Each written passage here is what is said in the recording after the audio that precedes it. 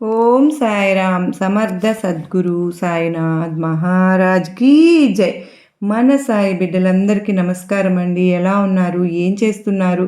అందరూ కూడా ఇప్పుడు కూడా సుఖంగా సంతోషంగా ఆయురారోగ్యాలతో ఉండాలి అని చెప్పి మనస్ఫూర్తిగా బాబా వారిని వేడుకుంటూ ఆ సాయినాథుని కృపా కరుణ కటాక్షములు మనందరిపైన నిండుగా మెండుగా ఉండాలి అని మనస్ఫూర్తిగా కోరుకుంటూ చాలా రోజుల తర్వాత అంటే నీ ఆశగా నీకు ఒక శుభవార్తను చెప్పాలి అని వచ్చానమ్మా, విను, సంతోషిస్తావు, ఆనందపడతావు అని చెప్పి ఏదో తెలియని సందేశాన్ని ఈరోజు సాయినాథుడు మనకు అందించడానికి మన ముందుకు వచ్చారు కదా. మరి సాయినాథుడు ఏ సందేశం అందించినా కూడా అది మన భవిష్యత్తుకు పునాది అని చెప్పి మనందరికీ కూడా తెలిసిన విషయమే కదా. మరి ఎవరికైతే సాయినాథుని మీద పూర్తి నమ్మకం విశ్వాసం ఉంటుందో వారందరూ వీడియోకి చివరి వరకు కూడా చూడండి. అలాగే ఓం సాయిరామ్ అని కామెంట్ సెక్షన్లో పెట్టండి. మరి నిజంగా బాబావారు మనకు ఇటువంటి సందేశాలని అందించినా కూడా అది మన భవిష్యత్తుకు పునాది అని చెప్పి మనందరికీ కూడా తెలిసిన విషయమే కదా. మరి ఆ పూర్తి నమ్మకం విశ్వాసం మనందరికీ ఉంది కనుకనే ఇవాళ రోజున మనం సాయినాథుడు చెప్పేటటువంటి సందేశాన్ని చక్కగా చాలా జాగ్రత్తగా విని తెలుసుకుందాం. మరి ఇప్పుడు ఆలస్యం చేయకుండా తెలుసుకునే ముందు బిడ్డ, నీతో మాట్లాడి చాలా రోజులు అయిపోయింది కదమ్మా. ఎంతో నిన్ను కోల్పోయినట్లుగా అనిపిస్తూ ఉంది తల్లి. ప్రతిరోజు కూడా బాబా నువ్వు ఏంటి బాబా నాతో మాట్లాడడానికి రావడం లేదు, అసలు ఉన్నావా అయ్యా, వింటున్నావా తండ్రి అని చెప్పి నువ్వు నన్ను ఆశగా పిలుస్తూ ఉన్నావు. నీ మాటలన్నీ కూడా వింటూనే ఉన్నాను. నీ మనసులో ఉండే ప్రతి ఆలోచనను ప్రతి బాధను అన్నింటినీ కూడా తెలుసుకుంటూనే ఉన్నాను, ఆలకిస్తూనే వస్తూ ఉన్నాను తల్లి. ఈరోజు నీతో మాట్లాడాలి అని చెప్పే వచ్చానమ్మా. ఒక తండ్రిగా నన్ను ఆహ్వానించి నీతో మాట్లాడే అవకాశాన్ని నాకు అందించు. నీకొక శుభవార్తను చెప్పేసే వెళ్తాను. ఎందుకమ్మా ఇంత బాధపడుతూ ఉన్నావు? మనసులో ఏదో ఆవేదన నిన్ను కలిచి వేస్తూ ఉంది. ఎంత బాధలో ఉన్నా కానీ పెదవుల మీద చిరునవ్వుని మాత్రం కదపకుండా అలాగే ఉంచుకుంటున్నావు. ఇదంతా కూడా నా సందేశాలు వినడం వల్లనే కదా తల్లి. అయితే నా సందేశాలలో ఉండే ఆంతర్యాన్ని నువ్వు పూర్తిగా అర్థం చేసుకున్నట్లయితే కనుక అసలు నీకు జీవితం అంటే ఏంటో పూర్తిగా ఇప్పటికే తెలిసిపోయి ఉండేది తల్లి. ఎప్పుడైనా కానీ కొన్ని వాస్తవాలు వినడానికి ఏదోలాగా అనిపిస్తూ ఉంటాయి. అంటే కొంచెం బరువుగా, కొంచెం ఇష్టత లేకుండా, కొంచెం భారంగా అలా అనిపిస్తూ ఉంటాయి. కానీ నిజాలు ఎప్పటికైనా సరే నిజాలే, వాస్తవాలు ఎప్పటికైనా వాస్తవాలే. ఖచ్చితంగా వాస్తవాలను అంగీకరించి తీరవలసిందే. అవును కదా బిడా. అయితే ఒక మాట చెప్తాను, జాగ్రత్తగా విను. ఈ జీవితం అనేది చాలా చిన్నది. నీటి మీద బుడగలాంటి జీవితాలు ఎప్పుడు ఉంటాయో తెలియదు, ఎప్పుడు పోతాయో తెలియదు. పుట్టేటప్పుడు నీకు తెలియదు, మరణించేటప్పుడు కూడా నీకు తెలియదు. మధ్యలో ఉండే ఈ జీవితం అనే నాటకంలో ఎన్నో కోపాలు వస్తూ ఉంటాయి, ఎన్నో ఆవేశాలు వస్తూ ఉంటాయి. ఒకరి పట్ల ఒకరికి కోపాలు ద్వేషాలు ఏర్పడతాయి. అన్నింటినీ కూడా మూల కారణం డబ్బు. డబ్బు ఎంత ఉన్నా కూడా మనిషి తన పొట్టకు పట్టేంత అన్నాన్ని మాత్రమే తినగలుగుతాడు. అంత మాత్రమే కాకుండా ఇప్పుడు ఎంత డబ్బు ఉన్నా కూడా ఎన్నో రకాలైనటువంటి అనారోగ్య సమస్యలతో మనుషులు బాధపడుతూ ఉన్నారు తల్లి. తెలుసుకోవలసిన వాస్తవాలు ఏంటి అంటే కూడా ధనం కంటే ముఖ్యం ఆరోగ్యం. ఆరోగ్యం అనేది మనిషి దగ్గర ఉండాలి అంటే ఆ మనిషి ప్రశాంతంగా ఉండాలి, నవ్వుతూ ఉండాలి, ఆనందంగా ఉండాలి. పెదవుల మీద చిరునవ్వుని ఎప్పుడూ కూడా పోగొట్టుకోకూడదు. ఇలా ఒక మనిషి ఆనందంగా ఉండాలి, ఉత్సాహంగా ఉండాలి, ఆరోగ్యంగా ఉండాలి, మానసికంగా బలంగా ఉండాలి అంటే మొదట ఆ మనిషి ప్రశాంతంగా ఉండాలి అంటే పూర్వజన్మల పాపాలు అనేవి పుణ్యాలు అనేవి ఆ మనిషిని అతలాకుతలం చేస్తూ ఉంటాయి. కొన్ని గ్రహదోషాలు జాతక దోషాలు, ఏలినాటి శని ప్రభావం అనేది ఆ మనిషికి కిందకి పైకి కుదిపేస్తూ ఉంటాయి. వీటన్నింటినీ కూడా తట్టుకుని ఎన్నో కష్టాలను భరిస్తూ ఒక పక్క భర్తల వల్ల కష్టాలను అనుభవిస్తూ, మరో పక్క బిడ్డల వల్ల కష్టాలను అనుభవిస్తూ మానసికంగా ఆనందంగా ఉండాలి అంటే ఎలా కుదురుతుంది? బాబా చెప్పు అని చెప్పి అడుగుతూ ఉన్నావా? అయితే వీటన్నిటికీ కూడా నేను నీకు ఈరోజు సమాధానాన్ని చెప్పనా? మనసంతా కూడా తెల్లటి కాగితంలాగా మార్చుకో. ఈ తెల్లటి కాగితం మీద ఇప్పుడు నేను చెప్పే వాటన్నింటినీ కూడా అక్షరాలను అందంగా మార్చుకుని రాసుకో. అప్పుడు నీ దగ్గర డబ్బు ఉన్నా లేకపోయినా సరే కానీ నీ దగ్గర మనశ్శాంతి అనేది ఉంటుంది. ఎప్పుడైతే ఎక్కడైతే మానసికంగా మనిషి ఆరోగ్యంగా ఉంటాడో శారీరకమైనటువంటి ఆరోగ్యం ఆ మనిషి సొంతం అవుతుంది తల్లి. కనుకనే ఇప్పుడు నేను చెప్పే మాట ఏంటి అంటే కనుక నీకంటే నీకు ఏది ముఖ్యం అవ్వకూడదు. మొదట నిన్ను నువ్వు చూసుకోవాలి. నీ పనులు నువ్వు చూసుకోవాలి. నీ ఆరోగ్యాన్ని నువ్వు చూసుకోవాలి. నీ భర్త బిడ్డలు వీరందరూ కూడా మధ్యలో వచ్చిన బంధాలే తల్లి. కేవలం నువ్వు వారి కోసమే ఆలోచిస్తూ వారి కోసమే రోజులు నెట్టుకుంటూ వెళ్తూ నీ యొక్క ప్రతి జీవిత క్షణం అనేది ఒక్క క్షణాన్ని తీసుకుని చూస్తే నీ గురించి వచ్చే ఆలోచనలే అందులో ఉండకుండా వారి గురించి వచ్చే ఆలోచనలు మాత్రమే నీకు అందులో ఉంటూ ఉన్నాయి. ఇదంతా కూడా దేనికమ్మా? ఇది నీ జీవితం. నీ జీవితంలో నువ్వు మాత్రమే ఉండాలి. అవసరమైన అనవసరమైన బాధలను, కష్టాలను, నష్టాలను, దుఃఖాలను వేటిని కూడా నీ జీవితంలోకి నువ్వు రానివ్వకుండా ఉండాలి అంటే మనుషుల మధ్య ప్రేమను తగ్గించుకోవాలి. నిన్ను నువ్వు ప్రశాంతంగా మలచుకోవాలి. నాకు నేనే అని ఎప్పుడైతే నీకు అనిపిస్తుందో అప్పుడు మాత్రమే మనుషుల మీద ప్రేమ అనేది నీకు పూర్తిగా తగ్గిపోతుంది. తల్లి, ఇక్కడ నా మాటలు నువ్వు 2 రకాలుగా అర్థం చేసుకోవచ్చు. అది ఎలా అంటే, బాబా ఇక్కడ మనుషుల మీద ప్రేమలు లేకుండా ఒకరితో ఒకరికి బంధాలు ఎలా ఏర్పడతాయి? తల్లి బిడ్డల మధ్య ప్రేమలు లేకుండా ఎలా ఉంటాయి? భార్యాభర్తల మధ్య ప్రేమలు లేకుండా ఎలా ఉంటాయి? ఇదంతా కూడా అలా ఉంటేనే కదా బాబా మా మధ్య బంధాలు అనేవి నిలబడేది. అంటే ఖచ్చితంగా నేను దానికి అంగీకరిస్తాను తల్లి. కాకపోతే వారే నీ సర్వస్వం అని చెప్పి నువ్వు పూర్తిగా నిర్ణయించేసుకుని ఇక్కడ వారు ఏ విషయంలో వారి జీవితంలో ఏ విషయంలో జరుగుతూ ఉన్నా కానీ అది కేవలం నీకు చెప్పే జరగాలి. నీ అంగీకారం తీసుకునే జరగాలి. వారు ఎక్కడికి వెళుతూ ఉన్నా నీతో మాట్లాడి నీతో ఒక మాట చెప్పే నీకు విలువనిచ్చే వెళ్ళాలి అంటే అందరి మనస్తత్వాలు వాళ్ళు కూడా ఒకలాగా ఉండవు కదా తల్లి. చేతికి 5 వేళ్ళు ఉంటే 5 వేళ్ళు సమానంగా ఉన్నాయా చెప్పు? ఒక్క వేలు పొట్టిగా ఉంటే మరొక వేలు పొడవుగా ఉంటుంది, మరొక వేలు మధ్యస్థంగా ఉంటుంది, ఒక వేలు లావుగా ఉంటే మరొక వేలు సన్నగా ఉంటుంది. అలాగే ఇలా చేతికి ఉన్న 5 వేళల్లోనే ఇంత తేడా ఉంటే ఎక్కడో పుట్టి పెరిగి వచ్చిన వాళ్ళు ఇప్పుడు ఏదో ఒక బంధం కలిసింది అని చెప్పి నీకు తగ్గట్లుగా పూర్తిగా మారాలి అంటే అది జరిగే పనేనా? నువ్వే చెప్పు ఒక్కసారి. నువ్వు అలా వారి వైపు నుంచి ఆలోచించి చూడు. నీ జీవితం అనేది నీకు ఎంత ముఖ్యమో వారి జీవితం కూడా వారికి అంతే ముఖ్యం కదా తల్లి. అవును కదా అమ్మా.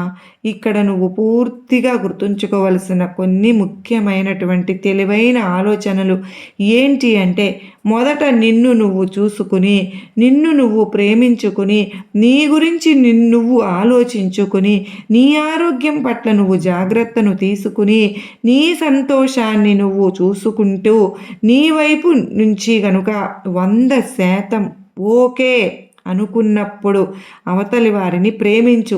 అవతలి వారు కూడా నిన్ను 100% అభిమానిస్తూ ఉన్నప్పుడు నువ్వు అటు నుంచి 100% అభిమానించాలి.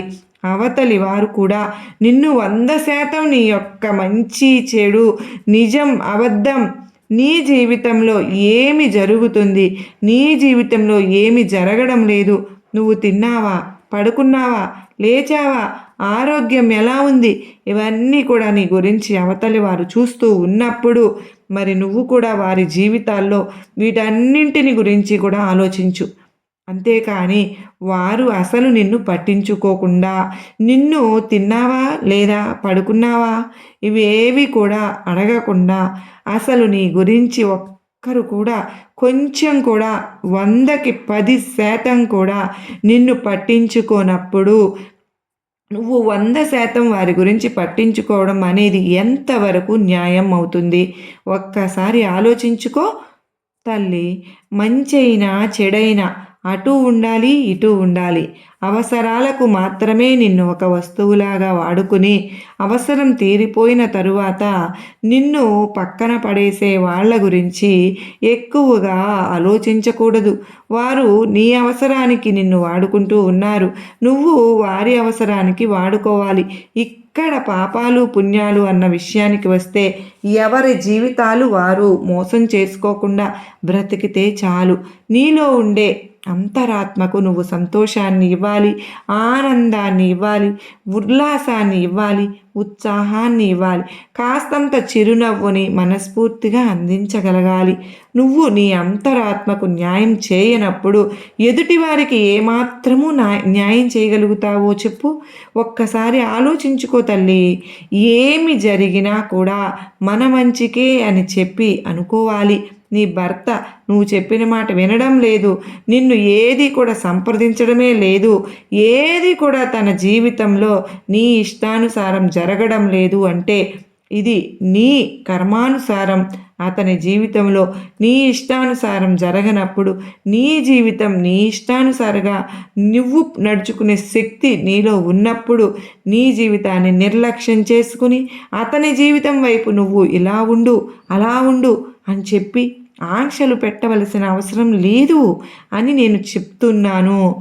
అట్టాగే బిడ్డ, ఎప్పుడైనా సరే కానీ ఎవరి మంచితనం వారిని కాపాడుతూ ఉంటుంది. నువ్వు ఒకరికి ఈరోజు నీ వల్ల మంచి జరిగింది అంటే రేపు వారి వల్ల నీకు తప్పకుండా మంచే జరుగుతుంది. అది మంచి అయినా సరే చెడైనా సరే కానీ కర్మ ఫలితం అనేది ఎవరికైనా సరే కానీ మంచైనా చెడైనా అనుభవించి తీరవలసిందే. మొదట నిన్ను నువ్వు నమ్ముకో, నిన్ను నువ్వు సంతోషపరుచుకో, నీ పని గురించి నువ్వు ఆలోచించుకో, నువ్వు ఎలా సంపాదించుకోవాలో తెలుసుకో. ఇదంతా కూడా ఆలోచించుకున్న తరువాతనే నీకు ఇష్టమైతేనే నీకు మానసిక ఆనందం అనేది వస్తుంది అనుకుంటేనే అవతలి వారి గురించి ఆలోచించాలి. అంతే తప్ప నిన్ను నువ్వు మోసం చేసుకుంటూ అవతలి వారి గురించి ఆలోచించకూడదు.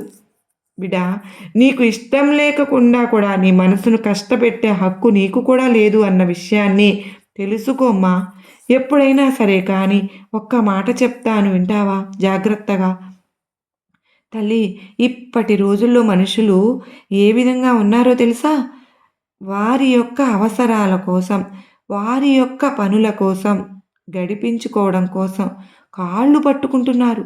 అవసరం తీరిపోయిన తర్వాత అదే మనుషులు నిన్ను కాలితో కూడా తంతూ ఉన్నారు. కనుక నీ యొక్క బలం ఏమిటో, నీ యొక్క బలహీనత ఏమిటో ఎప్పుడు కూడా ఎవ్వరితో కూడా పంచుకొనే వద్దు. ఎందుకో తెలుసా? నువ్వు పంచుకున్న వ్యక్తులే రేపటి రోజున నిన్ను విమర్శిస్తారు.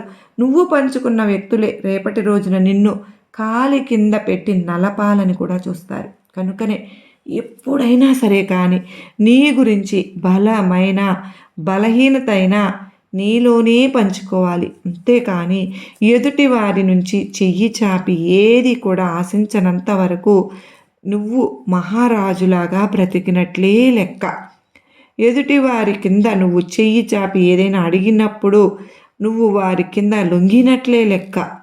ఒకరి కింద లొంగావు అంటే కనుక వారు నిన్ను ఏ విధంగా ఆటాడిస్తారు అంటే కనుక ఖచ్చితంగా వారు నిన్ను చెప్పు చేతల్లో పెట్టుకోవడానికే ప్రయత్నిస్తూ ఉంటారు. కనుక నీ జీవితానికి నువ్వే రాజు అవ్వాలి, నువ్వే మంత్రి అవ్వాలి. తల్లి, ఇవన్నీ కూడా నీకు ఎందుకు చెబుతున్నాను అంటే కనుక నా బిడ్డ ఇంకా ఈ ప్రపంచంలో అమాయకంగానే బ్రతుకుతూ ఉంది. నా బిడ్డ ఇంకా ఈ ప్రపంచంలో నలుగురిలోకి వెళ్ళినప్పుడు ఎలా ప్రవర్తించాలో కూడా తనకు తెలియడం లేదు. నా బిడ్డ ఈ రోజుకి కూడా నలుగురి చేత నవ్వించబడుతూ ఉంటుంది.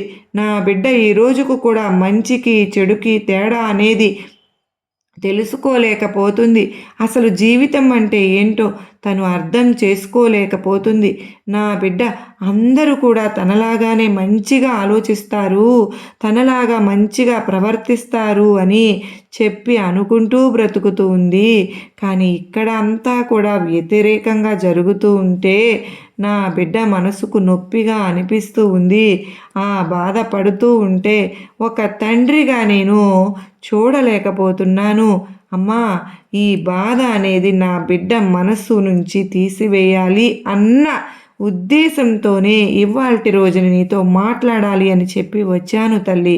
బిడ్డ, మనసులో నీకు ఎన్నో కోరికలు ఉన్నాయి, ఎన్నో ఆశలు కూడా ఉన్నాయి.